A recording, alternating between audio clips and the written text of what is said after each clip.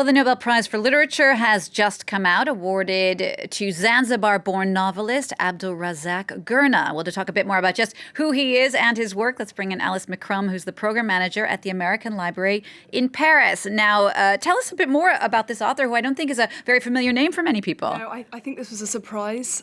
He is, as you said, a novelist. He writes in English. He's based in England. He teaches at the University of Kent. He's probably most famous for kind of three novels, I would say. Paradise is his most famous, which was shortlisted for the Booker. It kind of explores East Africa, colonialism in East Africa in World War One. He's also famous for By the Sea, and a novel like Desertion is also quite famous. I think broadly his work highlights themes of colonialism, the immigrant experience in Britain, and you could say that he's kind of in the lineage of writers like V.S. Naipaul, who himself won the prize, and then somebody like Salman Rushdie. But it wasn't expected. I mean, both of us were caught a little bit off guard with this. I think it was and it wasn't. I mean, I think that the committee, the Swedish Academy, is trying to do a better job at bringing in kind of a more diverse range of voices. It's received quite a lot of criticism in recent years for choosing particularly kind of American writers, English writers, certainly French writers. I mean, France has won 15. French writers have won kind of 15 prizes. So it's not unexpected that this is somebody from Africa.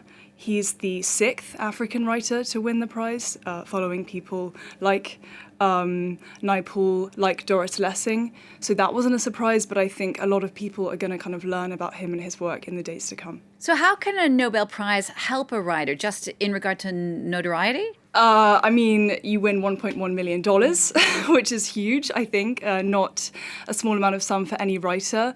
You win a medal, you win a diploma, and I mean, he's writing in English, so this isn't the case for him, but he'll immediately get, many kind of deals to translate his works into languages all over the world. And if he wasn't writing in English, then all of his works would be translated into English.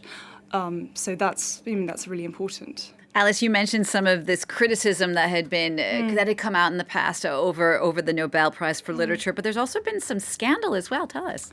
Yeah, well, in 2016, the prize was famously awarded to Dylan. For Bob Dylan, right, for his lyrics and for music. I mean, mostly his lyrics.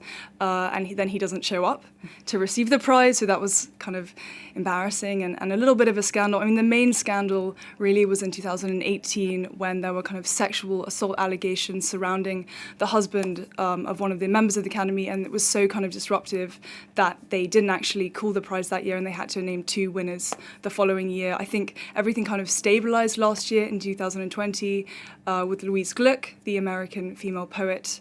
And so now they're kind of, I suppose, getting back to normality, if you like. All right. Well, Alice, thank you so much for sharing that with us. Alice McCrum, you're the program manager at the American Library in Paris. And this is the Tanzanian writer who was born in Zanzibar, Abdulrazak Gurnah, who has just been awarded the Nobel Prize for Literature. As Alice said, that comes with a big medal and over $1.1 million in prize money.